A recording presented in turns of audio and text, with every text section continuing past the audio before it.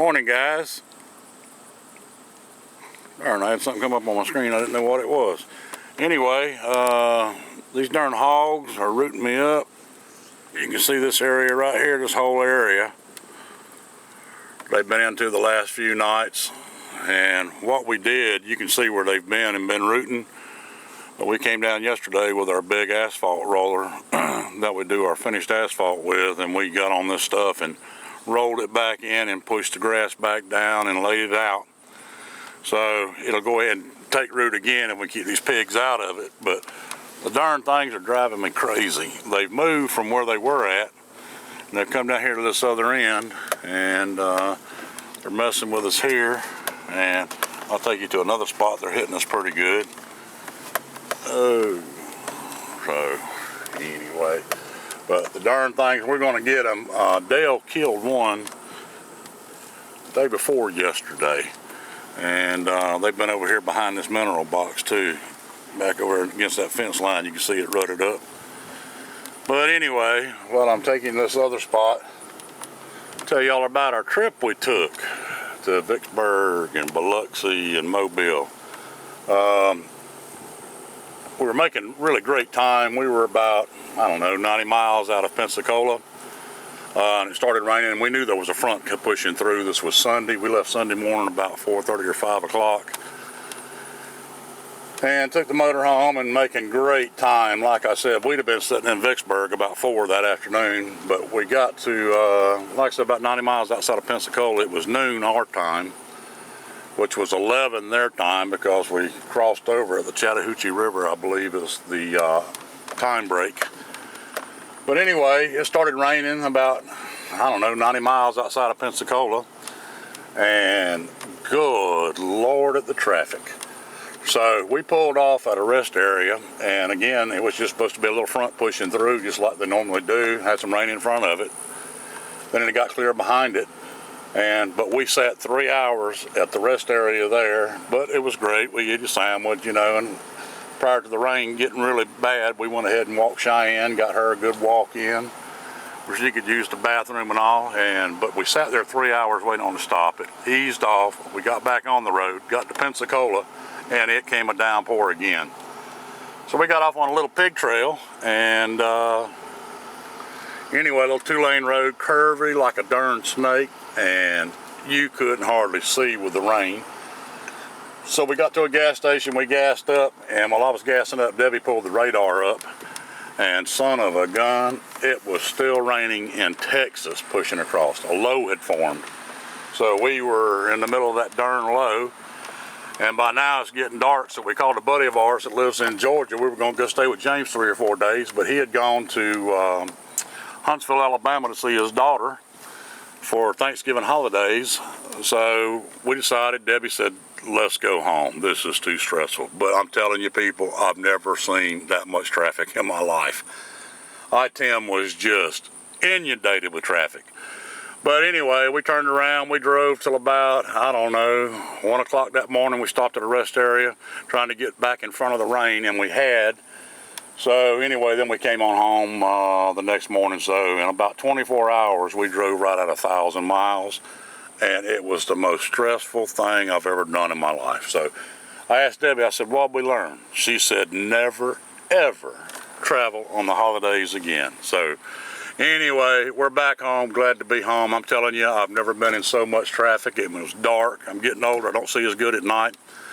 And that motor home, them darn semis would come by you like you were sitting still, and it'd just blow us all over the road. So we were glad to get home. So our vacation ended up very short, but we're back to home, sweet home.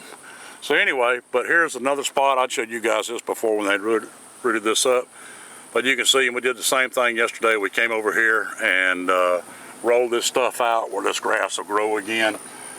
So what we're going to do, we caught them in that pen that one night, and they jumped out with that stump. So we increased the size of the pen. You guys have seen that. And but I talked to my brother down at the ranch, and they're having a lot of pig problems down there too. And they caught 26 last week down there. And so he told me, he said, Doug, if you've caught them, he said, what you need to do is go ahead and camouflage your pen. So we're going to take some palmetto fronds today. and camouflage it about 3 foot up from the bottom and go about 3 foot high with it, and then that way, he said, Doug, it'll help. He said they won't just be seeing pen, they'll be seeing palmettos, and he said they wouldn't come in our pens until we camouflaged it, so that's what we're doing. We're going to go ahead and camouflage that today. But real quick, I'm going to show you the garden again. This thing's coming on still. The okra has just done really, really well. There's the okra again. Now, we're in the 40s here this morning. It was probably about 43 here this morning, so we've had our first real cool snap. So our okra will start going back, but good Lord, the okra we've got off of it. And then there's Dale's 3 rows. He's got 2 rows of collards coming up on the left. And then the 3rd row, back to the right, is his cabbage and broccoli that he's planted. And then here's our cabbage and broccoli. We planted, I don't know, 4 or 5 days before he got his in the ground, maybe a week. And then the mustards, and man, these mustards are just absolutely killing it. So we have picked, let me see, we need to pick them again now. We'll probably wait till tomorrow to pick them though. But we've got, let's see, 3 pickings. And of those 3 pickings, we filled 2 of those big white trash bags up, slam full, all 3 times. And then we've got probably another, I don't know, trash bag full off of them. That was our first picking that we had. But you can see the greens are doing excellent. So anyway, that's the garden. And then real quick, here's the cows. You can see they're full and happy and lazy this morning. Debbie said they remind her of me. I eat and I lay down.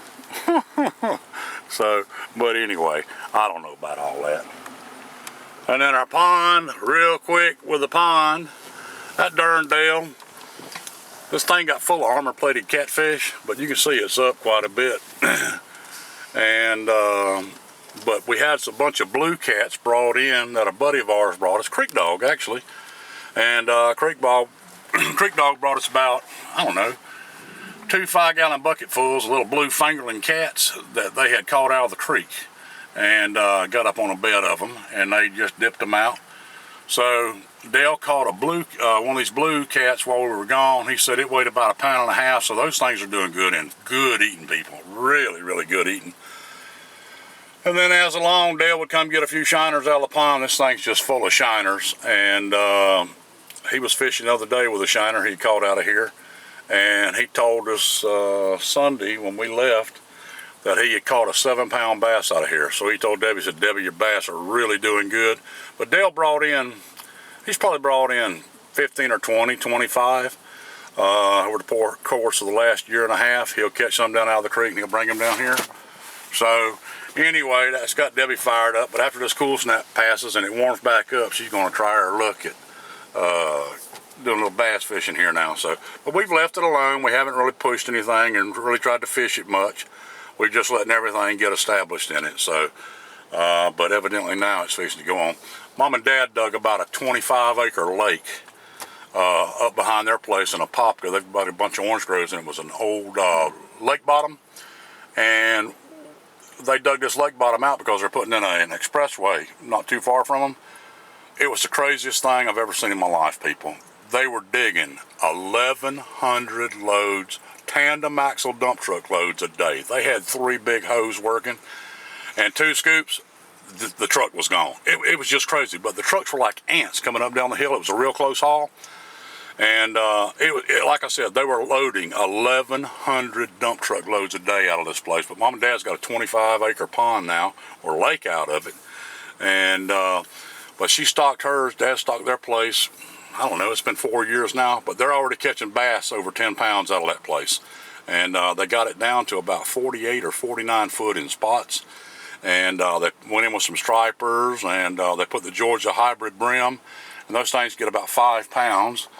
And so Mom loves to fish. She's like Debbie, they'd rather fish than eat. And she's got a really nice fishing hole now. So, but we're going to go up there in the next week or so and catch a few of those Georgia hybrid brim. and bring them down here and put them into this pond too. We catch a few of those, but they're supposed to get up to 5 pounds. Now, mom and dad's are probably 2.5 pounds now, but big, thick across the backs. You just wouldn't believe the fillets on those things. So anyway, that's it. We're fixing to shut her down. If you guys see these stakes, this is where we're going to put our nursery. And we won't start it next week, but the following week we'll start it. Debbie and them are going to Live Oak for Christmas. But we're going to set it there, and what I'm going to do is take this fence around the house and I'm going to extend it out this way to just about this cabbage palm here. Take it all the way back to the back and then square it off again. That way we keep the cows away from it. And Cheyenne, bless her heart, she had the run of this place till we put the cows on. We had to fence in around the house, so she got fenced in all of a sudden. So all the squirrels that she always loves to chase are in these oak trees and these cabbage palms and all this little scrub right here by the house. And so when we extend this, we're going to get her enough trees where these squirrels stay close. It'll extend her yard to run in, plus all these squirrels that's been where she couldn't get to them are now going to be where she can get to them. So she's going to love that. But anyway, again, this is where the nursery is going, and we won't get it started this week. We're actually going to start moving this fence tomorrow and extending it out. It'll be brought out another 85 to 100 feet back this way. And then we'll get our greenhouse in there, and we can start getting some plants started. So anyway, guys, we really appreciate y'all watching these videos, and y'all take care, and God bless.